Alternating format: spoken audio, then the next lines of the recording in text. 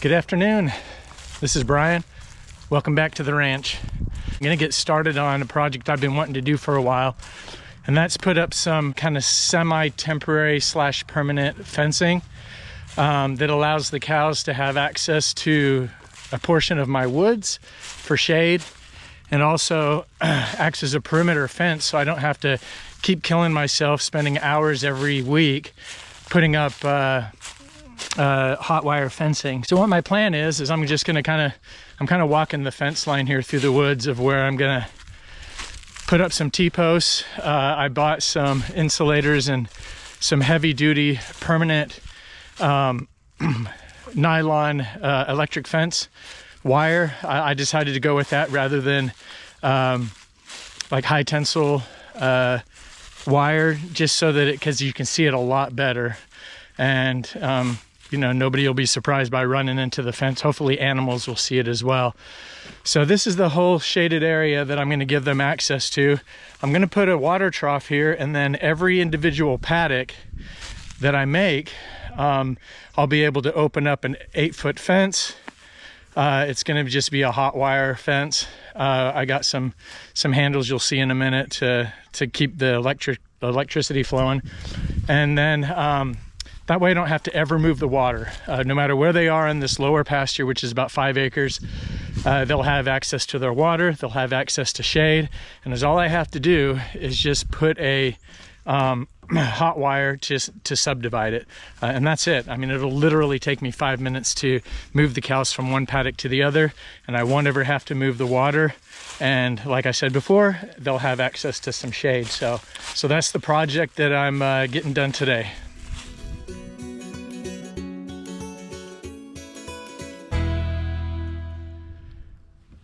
So this is the first section that I already put up. So I'm going double strand, and the reason is because my bull isn't respecting, I guess now he's my steer, doesn't respect the single hot wire. He keeps going underneath it. When I came in this morning, the calves, which I understand that they can go under the hot wire, but I really don't want my steer disrespecting the hot wire, so I'm going double strand, and then I just have him daisy chained from the knot that I did. So I wrapped it around with these insulators that seem to be working pretty good, and I just left enough extra that I can just kind of go down there and tie a knot, and then about every 10 paces or so, about every 30 feet, we have just a step-in post to help support it.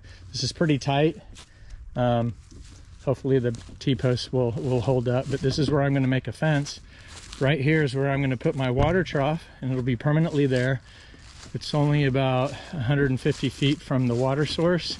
Plus, if I ever want to use my pond water, it's downhill enough that we could just kind of gravity feed some water from the pond, from the top of the dam there. So this is kind of how far I've gotten today.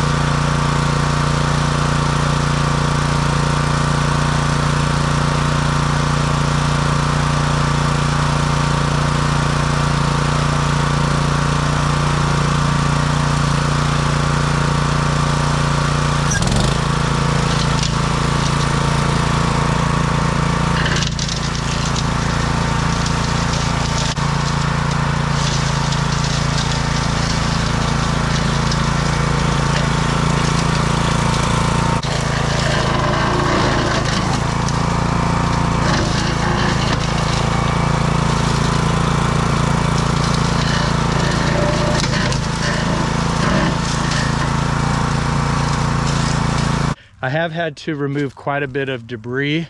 All of this right here was just way overgrown, so I took my field mower and just kind of came through here and mulched all of this right here so that we can bring the hot wire kind of through the trees here. So anyways, next step is put another couple T-posts and then just start threading the wire.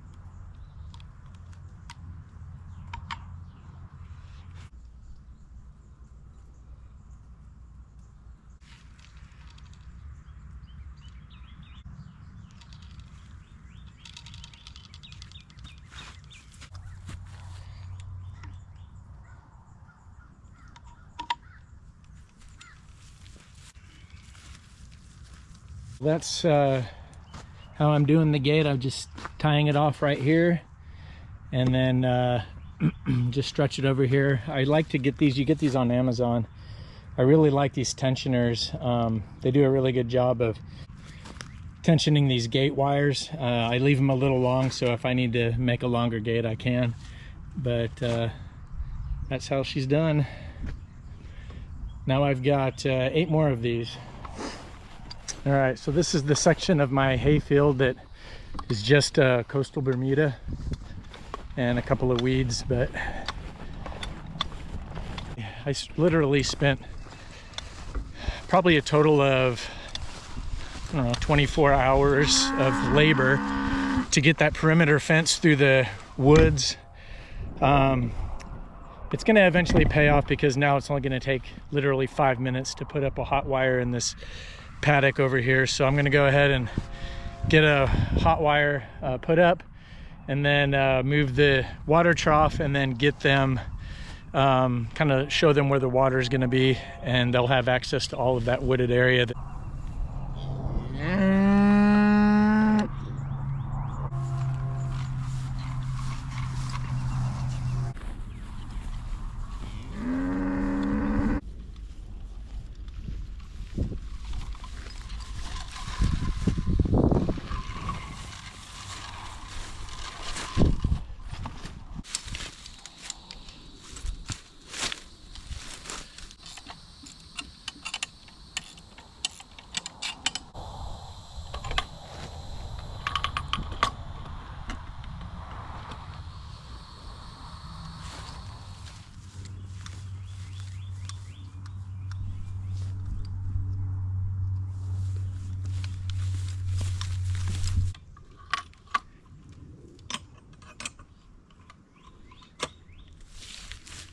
So this is one of my short reels, and I just had barely enough to make this span right here.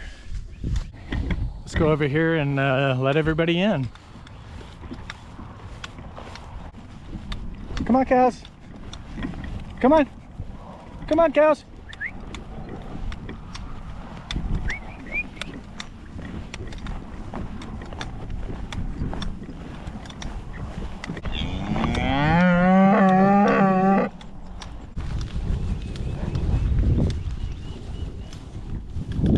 Cows.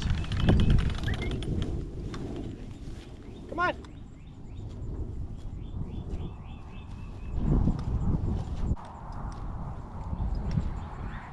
Come on, cows. Go. Come here.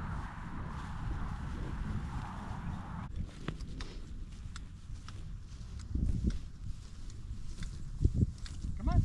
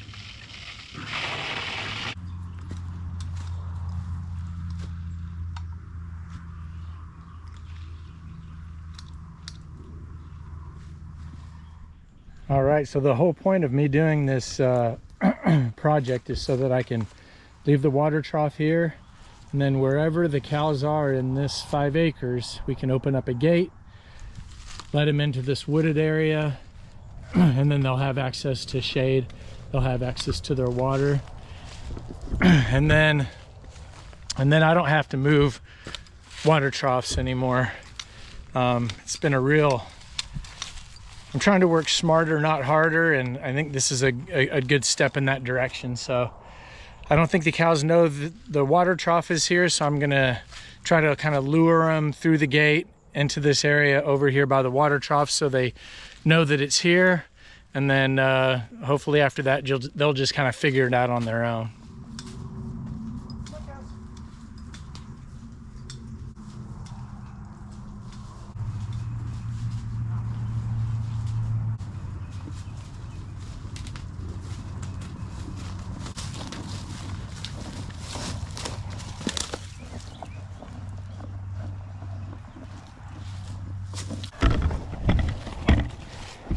Come on.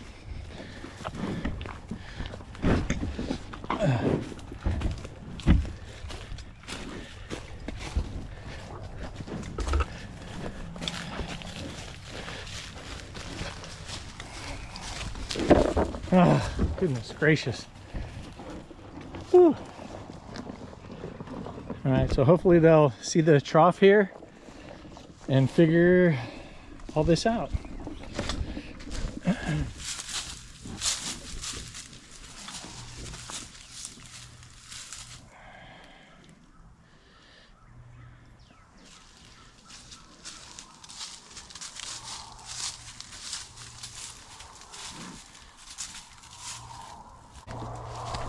They're not used to having this kind of newfound freedom here.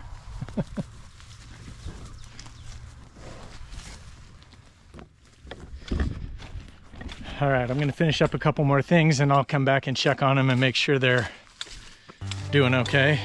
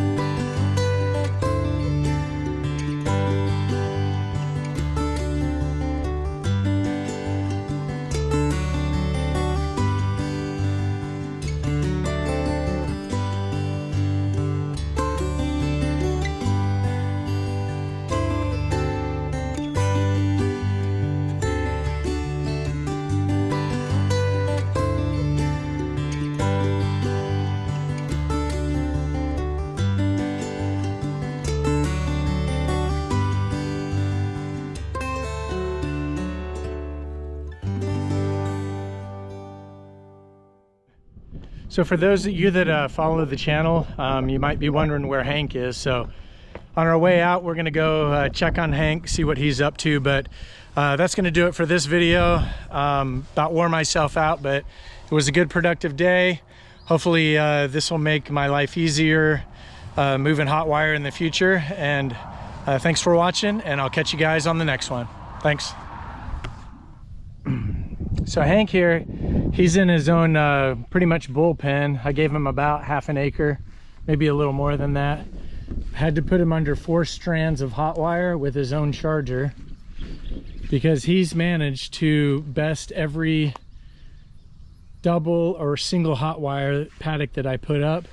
Originally I just had a 3-strand, but I put this top strand on here because it looked like he was about to jump over it this morning. So anyways, he's going to be sequestered. He's going to be in his own little world here until he goes to slaughter later this year. And I think part of the problem is that he's been a bull his whole life until just a few weeks ago. and now he's a steer, but he's got bull mentality. So he's got the other cows to socialize with, so that's okay. But he's gonna be behind bars here until probably Christmas time.